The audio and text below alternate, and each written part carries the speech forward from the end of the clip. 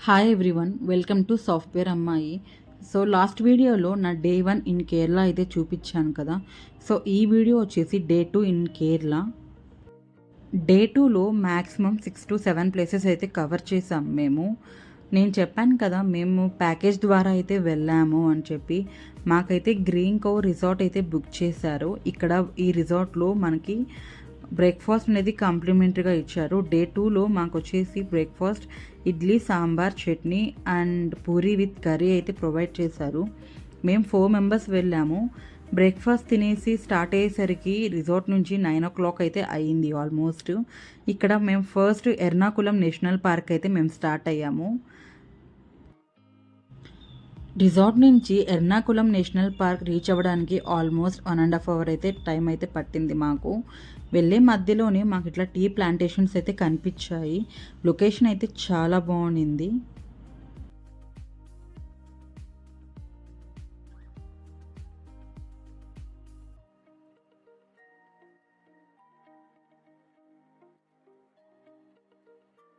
Day 2లో నేను చూసాను ప్రతి చోట ఫోటోగ్రాఫర్స్ అయితే అవైలబుల్ ఉన్నారు. మనం వాళ్ళ గెటప్స్ వేసుకొని టీ ప్లాంటేషన్స్ దగ్గర ఎస్పెషల్లీ మనకి ఫొటోస్ అయితే తీసి ఫ్రేమ్ అయితే చేసిస్తారు. చాలా బాగుంది. బట్ మేమైతే కొన్ని చోట్ల వ్యూస్ బాగున్నాయని చెప్పి వ్యూ పాయింట్ బ్యాక్ సైడ్ అంతా బాగుంటుందని చెప్పి కార్ ఆపించి కొన్ని ఫొటోస్, వీడియోస్ అయితే తీసుకున్నాము.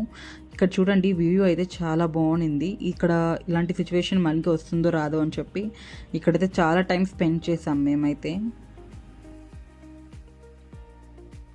ఎర్నాకుళం నేషనల్ పార్క్ రీచ్ అవ్వడానికి మాకు అయితే ఆల్మోస్ట్ 11:30 అయ్యింది.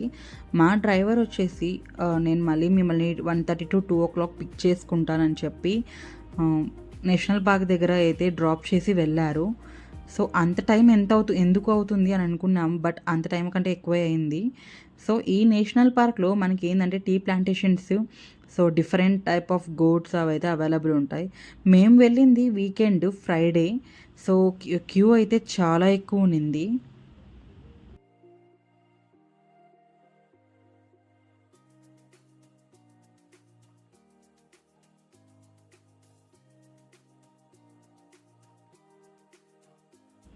ఇదంతా అవుట్ సైడ్. ఇక్కడ కార్ పార్కింగ్ అయితే అవైలబుల్ ఉంది. కొన్ని రెస్టారెంట్స్ కూడా అవైలబుల్ ఉన్నాయి.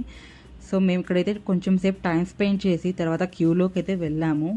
ఇక్కడ మేము క్యూలో ఉంటే మా హస్బెండ్స్ వచ్చేసి టికెట్ కౌంటర్కి అయితే వెళ్ళారు. ఇటు సైడ్ రైట్ సైడ్ అయితే టికెట్ కౌంటర్ ఉంటుంది. ఫ్రైడే కాబట్టి రష్ అయితే చాలా ఉంది. మాకైతే ఆల్మోస్ట్ 1 to 2 hours అయితే పట్టింది క్యూలోనే.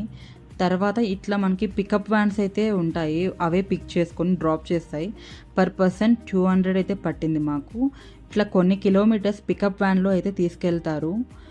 తర్వాత లాస్ట్ ఒక 1 to 1.5 kilometer అయితే డ్రాప్ చేస్తారు. అక్కడి నుంచి మనం అనేది ఓన్గా వెళ్ళాలి. లైక్ కొండలాగా ఉంటుంది. మనమైతే సో వ్యూ అంతా చూస్తూ వెళ్ళచ్చు. 1 to 1.5 kilometer ఉంటుంది. బై వాక్ అయితే వెళ్ళాలి. సో ఇదంతా వచ్చేసి పికప్ వ్యాన్లో వెళ్ళేటప్పుడు వ్యూ చాలా బాగుంది. మేము వెళ్ళిన రోజు లైట్గా వర్షం పడతా ఉండింది కాబట్టి కొంచెం స్నో లాగా అయితే కనిపించింది.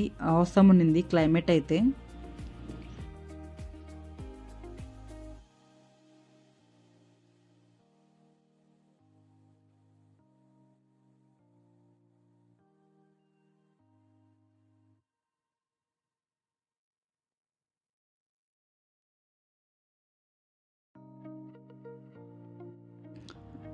పైకి వెళ్ళాక కొన్ని షాప్స్, ఫుడ్ స్టేషన్స్ కూడా అవైలబుల్ ఉన్నాయి. సో ఒక ప్లేస్లో వచ్చేసి డ్రాపింగ్ పాయింట్ ఉంది, ఒక ప్లేస్లో వచ్చేసి పికప్ పాయింట్ ఉంటుంది. సో వెళ్ళి వచ్చిన వాళ్ళని మళ్ళీ అదే బస్సుల్లో మనని పిక్ చేసుకొని కింద అయితే డ్రాప్ చేస్తారు. కింద కూడా మనకి ఫుడ్ స్టేషన్స్ అయితే అవైలబుల్ ఉన్నాయి. సో కేరళ శాండిల్ సోప్స్ అవన్నీ కొన్ని షాప్స్ అయితే అవైలబుల్ ఉన్నాయి ఎర్నాకుళం నేషనల్ పార్క్ స్టేషన్లో. సో ఇలా అయితే ఉన్నింది వ్యూ. పైనుంచి కొన్ని వ్యూ పాయింట్స్ అయితే ఉన్నాయి అండ్ ఫొటోస్ కూడా ఇలా కొన్ని హట్స్ లాగా అయితే చాలా బాగున్నాయి.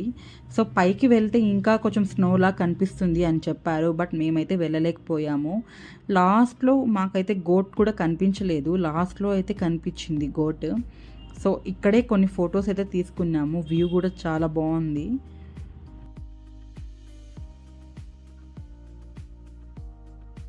కొండ పైన కాబట్టి చూడండి వ్యూ అయితే చాలా బాగుంది. ఆ మేఘాలు అనేవి వెళ్తూ అట్లా. సో తర్వాత లాస్ట్‌లో నేను గోట్ కనిపించిందని చెప్పాను గదా! ఇదే. సో ఇదొచ్చేసి మన సైడ్ ఉండవు ఇట్లా డిఫరెంట్‌గా ఉంది ఇదేందో. బట్ అది అట్లా వెళ్తూ ఉండింది. బట్ దీన్నైతే మిస్ అయినాం అనుకున్నాం. బట్ లాస్ట్‌లో కనిపించింది బస్సు ఎళ్ళేటప్పుడు. సో ఇక్కడే మేమైతే లంచ్ చేసాము నేషనల్ పార్క్‌లోనే. తర్వాత నెక్స్ట్ మా క్యాబ్ అతను వచ్చి పిక్ చేసుకున్నాడు. తర్వాత వచ్చేసి నర్సరీ గార్డెన్‌కైతే వెళ్ళాము. నర్సరీ గార్డెన్‌లో ఏంటంటే చాలా చెట్లయితే different of type of trees and plants అయితే అవైలబుల్ ఉన్నాయి.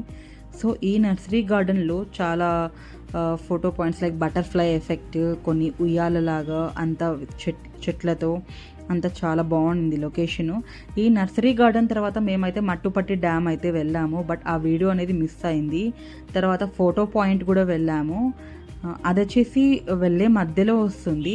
తర్వాత టాటా టీ మ్యూజియమ్స్ కూడా ఉన్నాయి. బట్ లేకపోతే వాళ్ళ మ్యానుఫ్యాక్చరింగ్ ఎలా ఉంటుంది, ఏంటి టీ ప్లాంటేషన్స్ సేమ్ అలానే ఉండింది. సో అది కూడా వెళ్ళాము. తర్వాత నెక్స్ట్ వచ్చేసి ఎకో పాయింట్‌కి అని చెప్పి వెళ్ళాము. అది